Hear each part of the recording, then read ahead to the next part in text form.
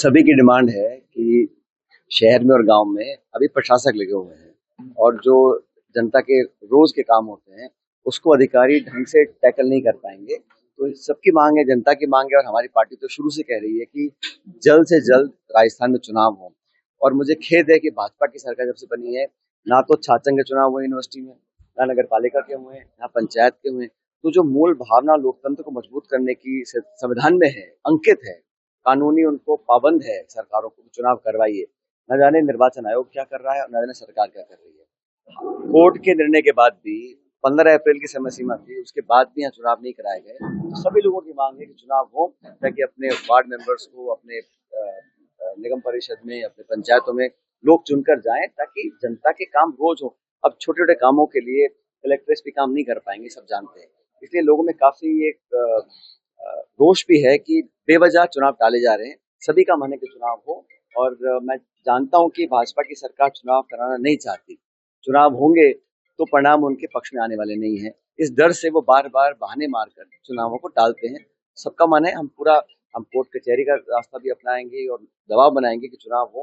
बाकी यहाँ जो आम जन समस्या रहती है उसका निराकरण करने के लिए लगातार मैं अधिकारियों को संपर्क में हम रहते हैं और काम चल रहा है। लेकिन प्रदेश में मैं जिन गांव में कल गया, किसी भी गांव में नरेगा का कोई लगभग समाप्त है।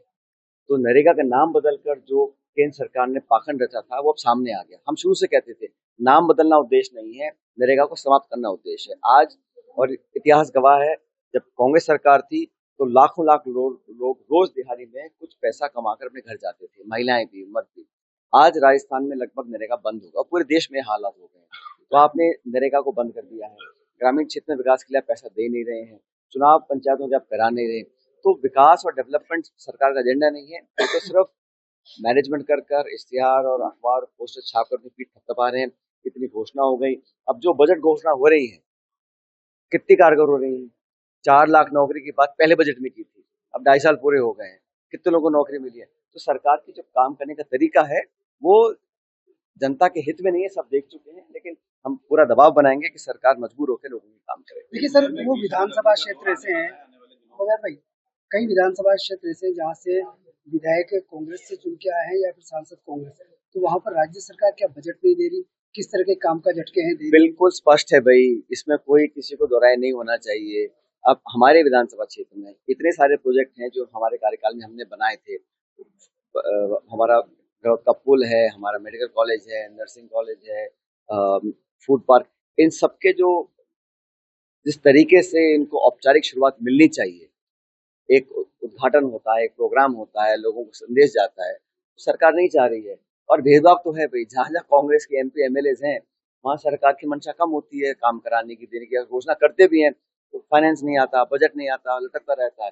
ये पक्षपात तो होता है, लेकिन ठीक है, राजनीति है, अपना समय है, उनका 2-2.5 साल का बचा है, मर्जिया जो करें। लेकिन जनता के बीच में हमारे जनता, हमारे कार्यकर्ता सारी बातें जानती है, समझती हैं। लेकिन विकास के दृष्टिकोण से इस क्षेत्र में हम कोई कमी नहीं आने देंगे। इस जनता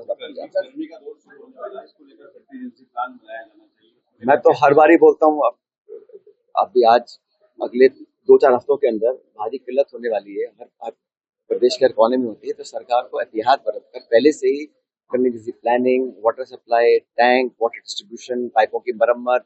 और अधिकारियों को पहले सचेत करना पड़ेगा कि 2 महीने कैसे टैकल करें इसको। उम्मीद करता हूँ कि प्रशासन इसको गंभीरता से लेकर कार्रवाई करेगा। सर, देश वाली समाज के लोग आपसे मिले, किस तरह की बात हो रही है? अपने इलाके के क्षेत्र के विकास की बातें करी हैं, जो जो दिक्कत कठिनाइयाँ आती हैं उसके बारे में चर्चा करी है। और मैंने कहा कि हम कोई कमी नहीं आने देंगे, सबको साथ लेकर चलेंगे और किसी को कोई परेशानी जरूर नहीं। अभी तो मैंने कहा आपको कि जब तक चुनाव नहीं होंगे तो वो प्रतिनिधि आएंगे कहाँ से। अब जब अधिकारी चल रहे हैं बेचारे, वो कमरों बैठे बैठे कहाँ, क्यों गाँव में जाएंगे, क्यों ढाणे में घूमेंगे वो लोग, उनको थोड़ा वोट लेना किसी का। वो तो अपना टाइम निकाल रहे हैं।